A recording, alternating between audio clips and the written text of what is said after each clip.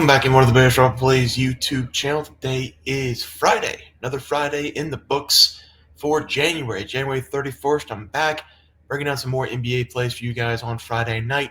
Have a couple more plays. Both of them I think are going to be ESPN games or I think ESPN games tomorrow on Friday. But before we do that, let's talk about the games we had on Thursday night. Two of our plays still going right now. Let's talk about the winners first. Cavaliers -10.5. It was pretty much wrapped up in the third quarter. They're up by 20 points. A little bit of a comeback by the Hawks, but nothing much. That was a really easy win for the Cavaliers. They did take that game, I think, by 20-plus points. The other winner tonight was Rudy Gobert, 10-plus points. Could have got him at 10-plus, could have got him at 10.5. Didn't matter. He had 11 points. I think it was 4 minutes into the third quarter, something like that. Maybe even sooner than that. I know he had an alley-oop and a free throw in at least the first 4 minutes of the third quarter. So that one easily cashed as well. Jaren Jackson Jr. over 1.5 threes, hit one in the first quarter, didn't hit any in the second quarter, got himself into really bad foul trouble in the third quarter, sat almost the entire third quarter. It is now the fourth quarter, 96-92 at a commercial break. Hopefully he gets back in there with 4 fouls and tries to win this game for the Memphis Grizzlies. Gets to 3. In the process of doing that, we have Memphis -4.5, again down by 4. This game's been back and forth. I really should have probably just took the points in this game. Both these teams are elite. No John Morant, but no Sengun for the Rockets. So pretty balanced matchup out there for these teams. So we'll see what happens. Hopefully Memphis can cover the spread. Hopefully, what I really just want to have in 3-1 day would be great. JJ get us those threes, and we'll just move on with the 3-1 day. I will take that all day, every day. But let's move on to Friday, and we're going to start with a game that's going to be tough to watch for a lot of people, and I don't even know if this game's going to be offered on television, probably for a good thing. You really shouldn't be watching the Bulls going up against the Raptors on a Friday night. If you are watching that game, seek help. Call a friend. Call me up. We'll go get a drink or something. Who knows? But let's talk about this game.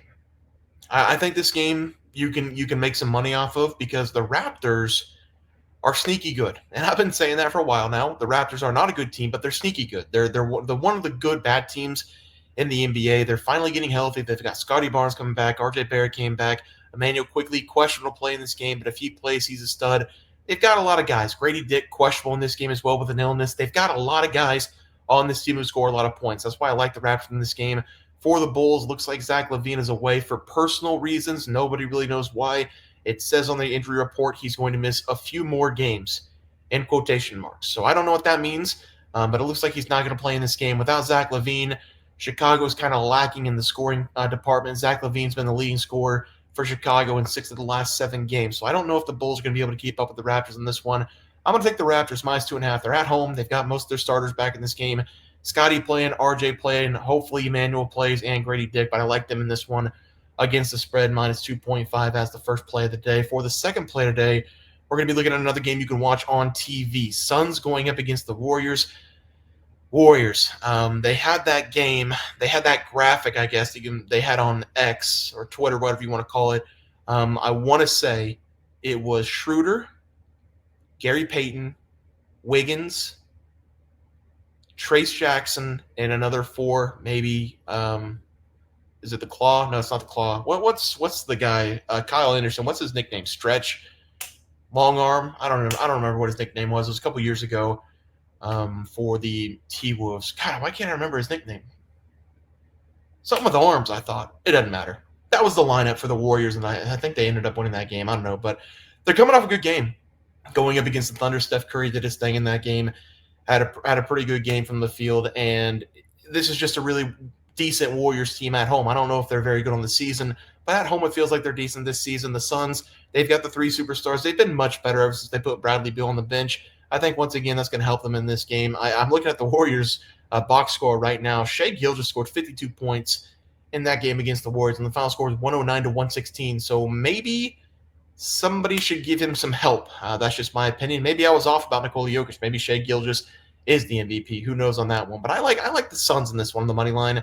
I think they're +1, getting a point going on the road in this one. Everybody's healthy for the Suns. Not a single soul is on the injury report. It looks like Jonathan Kuminga might try to make a return in this game, but it still lists him as doubtful. And then Draymond Green not going to be playing in this game. So Warriors still down a couple people. I like the Suns in this one. They're full strength, fully healthy. I like them to win this game on the money line on the road as the final game pick of the day. Let's go talk about someone we haven't talked about all season long, Zubac. Zubac on the Clippers. And I feel like nobody talks about the Clippers, including myself.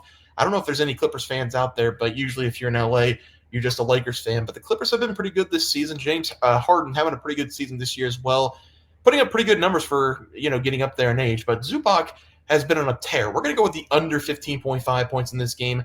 25 points going up against the Suns, 21 points going up against the Spurs. What is the similarity with the Suns and the Spurs? Well, Kevin Durant's 7 foot tall, but he's kind of skinny, kind of a pole. Victor's 7'3", but he's also a pole. And whenever he went up against the Bucks, he played Giannis. He only scored 12 points, only shot 10 times. The difference between the Spurs and the Suns, he shot 16 times and 17 times in those games. Against the Bucks, he only shot 10 times with Bobby Portis and Giannis Antetokounmpo. So I'm looking at the Hornets here, and I see Mark Williams down low for the Hornets for most of the game. I think Zubac's going to be limited down low, even though he is trending upwards right now. I think it's a good spot to take the under. It's going to be a little bit high on his player points. 15.5 is what I'm guessing, averaging 15.2 on the season. But again, 20-plus points in back-to-back games. This is going to be a little bit tougher of a matchup, more bigger body, more physical body down low. I mean, Williams is an absolute monster. I think he's 7 foot, 280, 260 pounds, something like that. He's a monster down low. So I think we are going to see big on big in this game. I don't think they're going to use Zubac as much going up against the Hornets. Also, the Hornets have been pretty good defensively this season. They've got a lot of injuries. And LaMelo Ball is snubbed from the All-Star game, but defensively they've been locked down. They're top 15 in the NBA this season. So I like the Hornets defense in this game. Give me the under 15.5 points for Zubac as the first player prop. For the second player prop, going back to Lillard, he had a really bad day going up against his former team. 20 points in that game, only 2 threes, couldn't make a shot to save his life coming out of the third quarter. He tried desperately to get something going, even in the fourth quarter. I think he only scored 2 points, just couldn't make a three, couldn't make a jump shot, couldn't get a foul call on his home court from a couple years ago. But I like him in this game to bounce back, especially from the perimeter. Damian Lillard has been very good this season for the Bucks, 25.3 points per game, a little bit under 40% shooting from three this season, but over the last 10 games, he has been much better from deep. Not in the last game against his former team, but he has scored 4+ threes in 4 of the last 5 games. We take that game out. I like the 3.5 in this one going up against San Antonio. He's not going to want to drive and go up against Victor. He probably could get a bucket on Victor, but he's got 1.5 feet of height differential to go up against that guy. So I don't think he's going to be going to the lane a lot in this game. I like him to stay outside, get his threes in this game, get his points that way. Over 3.5 made threes as the final player there. Let's take a look at the recap graphic. We're going with the Raptors -2.5 going up against the Bulls. No Zach LaVine. Suns money line going up against the Warriors. Typically, Warriors are my play on the money line at home, but not this time. Not going to take them. Zubac under 15.5 points. I think we're getting a pretty good line here. If it is 15.5, going to go with the under after back-to-back 20-plus point games. And then Lillard over 3.5 made threes, going to stay outside going up against Victor.